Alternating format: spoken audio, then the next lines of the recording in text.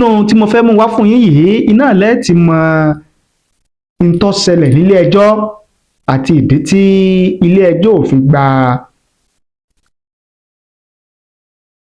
béèlì àwọn mẹ́tẹ̀ẹ̀ta lánàá.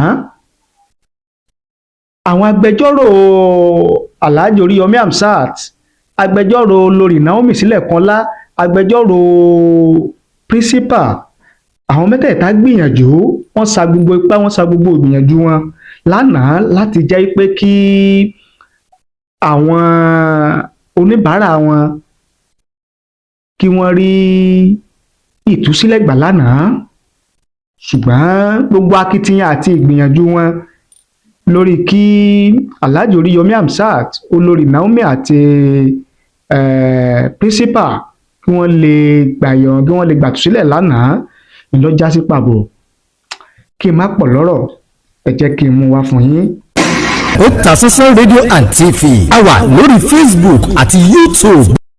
Ọ̀pọ̀lọpọ̀ àwọn olólùfẹ́ wa lórí ìkànnì yìí ò ní wọ́n ń pè mí tí wọ́n ń bi mí wípé kí ló tó dé, àní kí ló ṣẹlẹ̀ nílé ẹjọ́ lọ́jọ́ ìṣẹ́gun ọjọ́ 7 oṣù kínní ọdún tá a wà yìí lórí ọ̀rọ̀ Alhaji Oríyọmí Hamzat àti olórí Naomi Sílẹ̀kùnọlá tó fi mọ́ principal tí ìṣẹ̀lẹ̀ láabi yẹn, principal iléèwé tí ìṣẹ̀lẹ̀ láabi yẹn tó ti ṣẹlẹ̀, pé kí ló dé tí wọn ò tún fi gba béèlì wọn, kí ló dé tí wọn ò tún fi wọ́n sílẹ̀. Ìpè pọ̀ lórí aago mi, èyí tá a lè gbé agbé, àwọn tá a tètè gbé kọ́ tiwọn wọ́n fi text message àtẹ̀jíṣẹ́ wọ́n fi ránṣẹ́ sí wa. Ìbéèrè táwọn tá a gbé kọ́ wọn tí wọ́n ń béèrè òun náà ni àwọn tí wọ́n text message kankan náà ni wọ́n bi wá. Ẹ gbọ́, kí wá nìdí tí Alhaji Oríyọmí Hamzat, olórí Naomi Sílẹ̀kùnọlá àti ọ̀gá àgbà, olùkọ́ àgbà níléèwé Islamic High School tíṣẹ̀lẹ̀ yẹn ti wáyé, kí ló dé tí wọn ò fi wọ́n sílẹ̀ lánàá.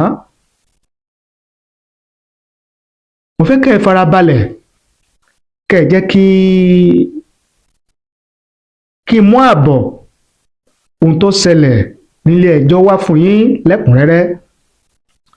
Mo sì fẹ́ kẹ́ ẹ farabalẹ̀, kẹ́ ẹ gbọ́ láti bẹ̀rẹ̀ títí dé parí, kọ́rọ̀ mi kó lè bá yé yín, kó má tún jẹ́ pé ẹ tún máa pè wá, tàbí tẹ́ ẹ bá gbọ́ ọ̀rọ̀ míì lọ́dọ̀ àwọn tí wọn ò ṣèwádìí tó jẹ́ pé wọ́n kàn ń sọ ohun tí ó bá wọn lẹ́nu ni, kẹ́ ẹ má tún máa bi wá léèrè ọ̀rọ̀. Mo sọ wípé kẹ́ ẹ farabalẹ̀, kẹ́ ẹ gbọ́ láti bẹ̀rẹ̀ títí dé parí. Mo sì fẹ́ mú fídíò kan tí àáfàá Aliamudu àbí kí lorúkọ rẹ̀ tí ó ṣe jáde ní àná yẹn náà, ní ọjọ́ ìṣẹ́gun yẹn, lẹ́yìn tí ìròyìn jáde wípé ilé ẹjọ́ gba béèlì Alhaji Oríyọmí Hamzat. Kí ni àáfàá yẹn wí? Kí ni àáfàá yẹn sọ? Ṣé ọ̀rọ̀ tá àáfàá yìí wí, ọ̀rọ̀ tá àáfàá yìí sọ, ṣé yóò ràn ìṣẹ̀lẹ̀ yẹn lọ́wọ́ ni láti jẹ́ pé kí Alhaji Oríyọmí Hamzat àtàwọn méjì yòókù kí wọ́n tètè rí ìtúsílẹ̀ gbà, àbí yóò tún tako ìgbẹ́jọ́ wọn ni? Mo fẹ́ kẹ́ ẹ farabalẹ̀, kẹ́ ẹ gbọ́, torí pé mo fẹ́ mú wá fún yín, tí mo sì fẹ́ kẹ́ ẹ jẹ́ ká jọ wò ó, kẹ́ ẹ jẹ́ ká jọ gbọ́, kẹ́ ẹ jẹ́ ká jọ fi làákàyè gbé, torí ọ̀pọ̀lọpọ̀ àwọn tí wọ́n ń sọ̀rọ̀ lórí ẹ̀rọ ayélujára lórí ọ̀rọ̀ Alhaji Oríyọmí Hamzat yìí, lórí ìṣẹ̀lẹ̀ tó ṣẹlẹ̀ yẹn, òun ni ó dàbí ìgbà pé wọ́n tún ń dá kún ìṣòro yẹn tí wọ́n rò wí pé ti Alhaji Oríyọmí Hamzat làwọn ń ṣe. Bẹ́ẹ̀ ni tí mò ń sọ yé mi, pàtí bá mú wá fún yín tẹ́yìn náà bá gbọ́ yóò yé yín, torí pé àgbékalẹ̀ ọ̀rọ̀ tẹ́ ń wò yẹn ó ṣe kókó, ó ṣe pàtàkì. Ó yẹ kí èèyàn máa kíyèsọ́rọ̀. Kò yẹ kí a torí pé a nífẹ̀ẹ́ nìkan ká wá bẹ̀rẹ̀ sí máa sọ ìsọkúsọ, ká máa sọ̀rọ̀ níbi tí ò ti sọ̀rọ̀, ká máa sọ tí ò rí bẹ́ẹ̀, ká máa sọ tó tún lè dá rògbòdìyàn wàhálà sílẹ̀. Ó yẹ ká máa kíyèsí dáadáa. Níbo ni mò ń lọ? Mò ń bọ̀ labalábẹ́. Gẹ́gẹ́ bí ohun tó ṣẹlẹ̀ nílé ẹjọ́ lánàá, bí ìdí tí ilé ẹjọ́ tí wọn ò fi gba béèlì Alhaji Oríyọmí Hamzat, olórí Naomi Sílẹ̀kùnọlá àti principal, gbogbo tó ṣẹlẹ̀ nílé ẹjọ́ lánàá làwọn oníròyìn ti gbé. Ó ní wọ́n kọ sínú ìwé ìròyìn wọn gbogbo àti àwọn tí wọ́n wà lórí ẹ̀rọ ayélujára. Ẹ sì ti mọ̀ wípé ohun tí àwa bá rí, táwa bá gbọ́, tá a dẹ̀ rí ẹ̀rí tó múlẹ̀ fún, òun náà la máa mú wá fún yín. A kì í mọ̀mú lómùú, torí pé ó yé wa òfin tó dè àti òfin tó tú iṣẹ́ ìgbóhùnsáfẹ́fẹ́, ó yé wa pọ̀. Ìdí nìyẹn tí àwa fi máa ń ṣe ìwádìí ọ̀rọ̀, tá fi máa ń ṣe òfin tó tó, ká tó lè mú ọ̀rọ̀ kan tàbí ìṣẹ̀lẹ̀ kan wá fún yín lórí ìkànnì yìí. Ìta bá sì mú wá fún yín, ó yẹ kẹ́ ẹ ti mọ̀ wípé ìta ti ṣèwádìí lé lórí, tá a rí ẹ̀rí fún, tí a lè fìdí ẹ̀ múlẹ̀ pé bá a ṣe rí rèé, bí tá a ti gbọ́ rèé, òun náà la máa mú wá fún yín lórí ìkànnì yìí.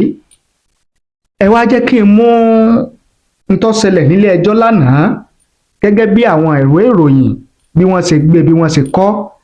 Ẹ jẹ́ kí n mú wá fún yín lẹ́kùnrẹ́rẹ́, kẹ́ ẹ jẹ́ ká jọ gbọ́ kọ́rọ̀ ọ̀hún kó lè bá yé wa.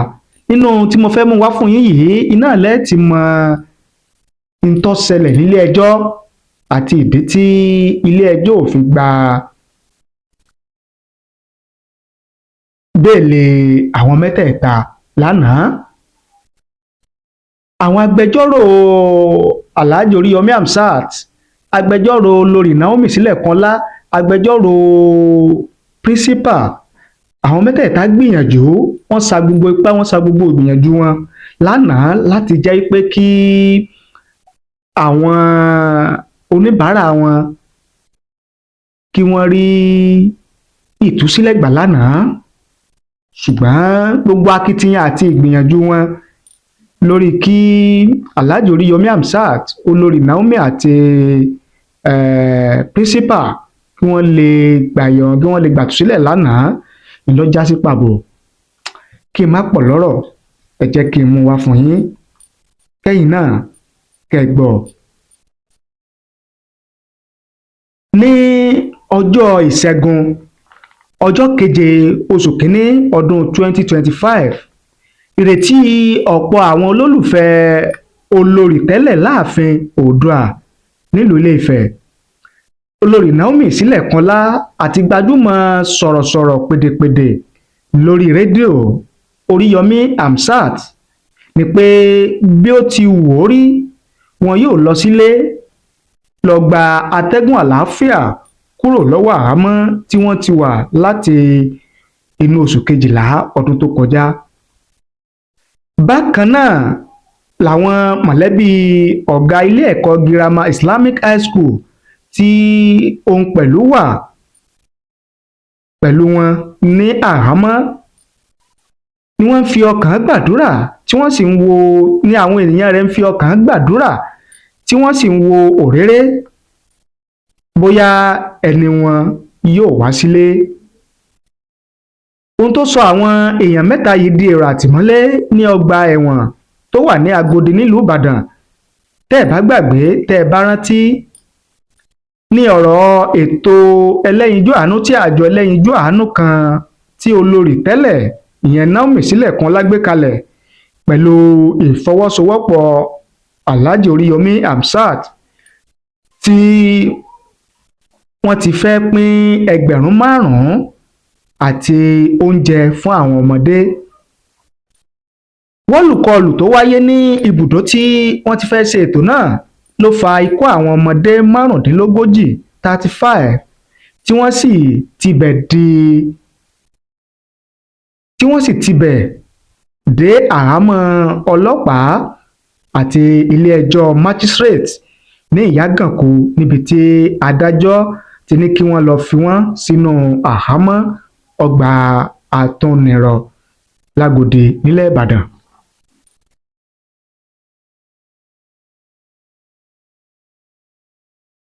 Ní ọjọ́ Ìṣẹ́gun làwọn agbẹjọ́rò fún àwọn mẹ́tẹ̀ẹ̀ta padà síwájú ilé-ẹjọ́ láti bẹ̀rẹ̀ ìgbésẹ̀ àti gba béèlì àwọn afurasí náà kí wọ́n tó bẹ̀rẹ̀ ẹjọ́ gan tí ìjọba pè wọ́n pé kí wọ́n wá jẹ́. Àmọ́ ṣá, bí àwọn olólùfẹ́ wọn ṣe fẹ́ kóríkọ́ lọ̀rọ̀ rí o. Gbogbo àwọn tó ti lọ dúró sí ọgbà ẹ̀wọ̀n Agodi láti pàdé wọn ní ìrètí pé dídùn lọ́sàn yóò so nílé ẹjọ́ ni wọ́n fi ẹ̀dùn ọkàn padà wá sílé nígbà tí ilé ẹjọ́ kọ̀ láti gba béèlì àwọn ènìyàn wọn. Kí gan ló wá ṣẹlẹ̀ nílé ẹjọ́? Kí ló ṣẹlẹ̀ nílé ẹjọ́ gangan tí àwọn èèyàn yìí tí wọn ò fi kúrò láhàámọ́? Lọ́jọ́ náà, ìyẹn ní ọjọ́ Ìṣẹ́gun ọjọ́ 7 oṣù kínní ọdún 2025 ní ilé-ẹjọ́ gíga ìpínlẹ̀ Ọ̀yọ́ ni wọ́n gbé ẹjọ́ lọ. Ìjọba ìpínlẹ̀ Ọ̀yọ́ ní tirẹ̀ ń rọ ilé-ẹjọ́ láti má ṣe gba béèlì Naomi, Oríyọmí àti Fàṣásí Abdullahi tí í ṣe principal tó jẹ́ ọ̀gá ilé-ẹ̀kọ́ girama náà.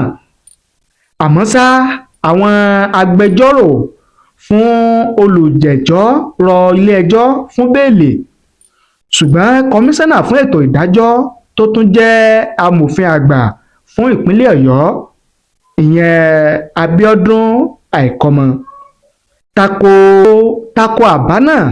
Ó ní àwọn olùjẹ́jọ́ náà kò ní ìdí tó dájú tó múlẹ̀ fún àti tú wọn sílẹ̀.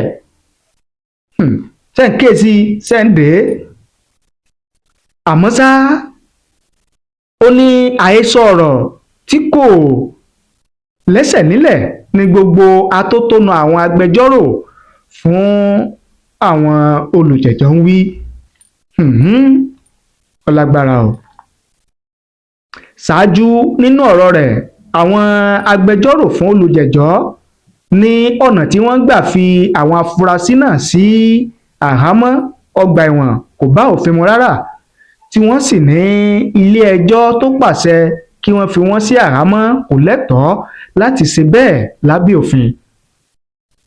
Wọ́n fi kún pé ìlànà ẹ fi wọ́n pamọ́ kí ọ̀rọ̀ fi yanjú, ìyẹn holding charge, tí wọ́n fi gbé àwọn afurasí náà sí àhámọ́ láti fún àwọn agbófinró àti iléeṣẹ́ ètò ìdájọ́ láǹfààní láti ṣe àyàn ìwé ẹ̀sùn wọn kò bójúmu lábẹ́ òfin. Ìlànà òfin ìṣèdájọ́ ìwé ọ̀daràn ní orílẹ̀-èdè Nàìjíríà, ìyẹn Administration of Criminal Justice Act. Waheed Ọlájídé tó jẹ́ agbẹjọ́rò fún Fàṣásí Abdullahi, ìyẹn ọ̀gá àgbà ilé-ẹ̀kọ́ girama Islamic High School, ní kò tíì sí ẹ̀sùn kankan tí wọ́n kà sí ọrùn oníbàárà òun. Bákan náà ló ní ìlera Fàṣásí tí mẹ́ẹ̀ bí a ṣe ń sọ̀rọ̀ yìí, ó sì nílò ìtọ́jú tó péye. Bákan náà, Musibau Adétúnbí SAN tó jẹ́ agbẹjọ́rò fún Naomi Sílẹ̀kùnọlá àti Adékúnlé Sọ́balójú SAN tó ń gbẹ́jọ́ tó ń gbẹjọ́rò fún Oríyọmí Hamzat ní fífi olórí tẹ́lẹ̀ náà àti gbajúmọ̀ orí rédíò náà sí àhámọ́ kò bá òfin mu rárá bó tilẹ̀ wù kó mọ. wọ́n ní ìlànà ẹfipamọ́ná tí wọ́n fi gbé àwọn afurasí yòókù sí àhámọ́ ṣe àjèjì sí ìwé òfin ìdájọ́ àti pé ìwà àìbófinmu ni ìjọba ìpínlẹ̀ Ọ̀yọ́ hù nípa fífi àwọn èèyàn náà sí àhámọ́. kí wàá ní adájọ́ wí gan-an? Onídàájọ́ KB Ọláwọyìn tó gbọ́ ẹjọ́ náà lánàá ọjọ́ ìṣẹ́gun Tuesday ọjọ́ keje oṣù kínní ọdún 2025 gbọ́ gbogbo atótónu àwọn igun méjèèjì kí ó tó sún ìjókòó ilé-ẹjọ́ náà di ọjọ́ ajé ọjọ́ kẹtàlá oṣù kínní ọdún 2025 eléyìí tá a wà yìí.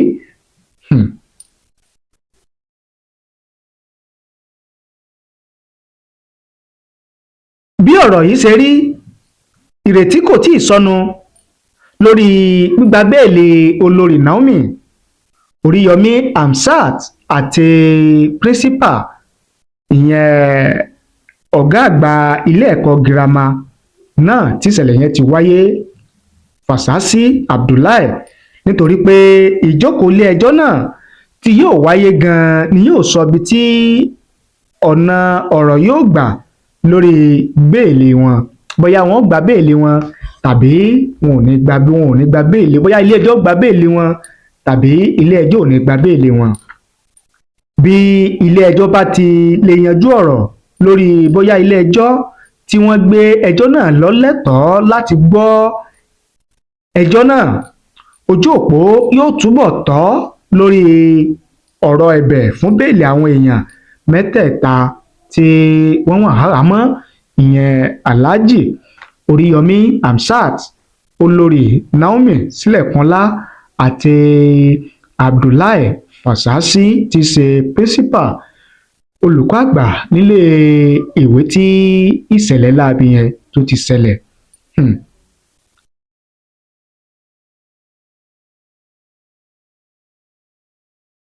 gẹ́gẹ́ bí ohun tó ṣẹlẹ̀ nílé ẹjọ́ lánàá òun náà lẹ ti gbọ́ tí a mú wá fún yín tẹ́yìn náà ti rí yẹn, ṣùgbọ́n èrò àwọn èèyàn ó ṣọ̀tọ̀ọ̀tọ̀, ìwòye àwọn èèyàn kò papọ̀ lórí ohun tó ṣẹlẹ̀ nílé ẹjọ́ lánàá.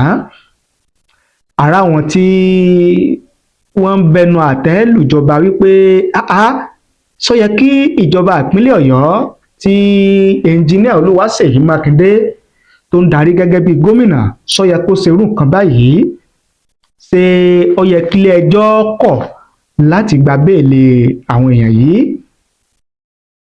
àtàwọn ọ̀rọ̀ míì ò ní àwọn èèyàn sọ gẹ́gẹ́ bí ìwòye àti èrò tiwọn. lára àwọn tí wọ́n ti fi èrò àti ìwòye tiwọn ṣọwọ́ lórí ọ̀rọ̀ yẹn lórí tó ṣẹlẹ̀ nílé ẹjọ́ lánàá láti rí ẹni léyìí tí ó kọ kódà bíi lẹ́tà gan lọ́kọ́ bíi lẹ́tà lọ́kọ́ ó ní response to court judgment and ministerial objection. Dear Honourable, I am writing in response to the recent judgment issued by the court concerning the case involving Queen Naomi, the ex-wife of Ooni of Ife, Oríyọmí Hamzat, and school principals. This judgment, particularly the directive for their reintroduction into the correctional center, following objection raised by the Honourable Minister, has raised significant concern among Nigerians, myself included.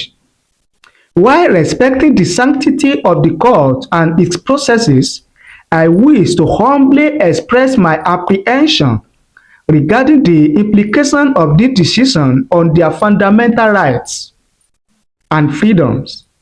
The objections appear to create impediments that contradict the principles of justice, equity, and fairness that our legal system upholds. The case has drawn widespread attention, and many citizens are disheartened by the perceived lack of clarity and equity in its handling. As a nation committed to justice and the rule of law, we must ensure that no individual's freedom is unjustly curtailed, and that all parties are treated fairly and with dignity. I kindly urge the court to reassess the circumstances of this case, taking into account the objections raised and the broader implications for justice and societal confidence in our legal system. Thank you for your attention to this matter. I trust in the wisdom and impartiality of the court to ensure a fair resolution for all involved. Yours sincerely, Sunday Ọlánrewájú Banjo. Gẹ́gẹ́ bí ìwé tí Sunday Ọlánrewájú Banjo tó kọ sí ìjọba lórí ọ̀rọ̀ Alhaji Oríyọmí Hamzat, olórí Naomi Sílẹ̀kùnọ́lá àti píríncípà iléèwé tíṣẹ̀lẹ̀ yẹn ti ṣẹlẹ̀. Ìdí ohun tí ó ṣẹlẹ̀ nílé ẹjọ́ lọ́jọ́ Ṣẹ́gun Tuesday ọjọ́ keje oṣù kínní ọdún 2025 tá a wà yìí, òun náà láti mú wá tẹ́yìn náà ti gbọ́ yẹn. Ẹ gbọ́, kí lèrò tiyín, kí ni ìwòye tiyín lórí ohun tó ṣẹlẹ̀ nílé ẹjọ́ lánàá? Bí ilé ẹjọ́ ṣe kọ̀ láti gba béèlì àwọn mẹ́tẹ̀ẹ̀ta, ẹ fi èrò tiyín àti ìwòye tiyín ẹ fi ṣọwọ́ sí wa láàyè comment nísàlẹ̀ fídíò yìí. Á kà á o, á sì ṣe àgbéyẹ̀wò rẹ̀. Ẹ ṣé bẹ́ẹ̀ ṣe ń wò wá, ẹ ṣé bẹ́ẹ̀ ṣe ń gbọ́ wa lórí ìkànnì wa. Ojú tẹ́ ẹ fi ń wò wá kò ní fọ́ o, etí tẹ́ ẹ fi ń gbọ́ wa kò ní di láṣẹ Èdùmàrè. Ìbànújẹ́ ó kéré ni, ó tóbi ni, kò ní jẹ́pin wa lágbára dẹ́dàá.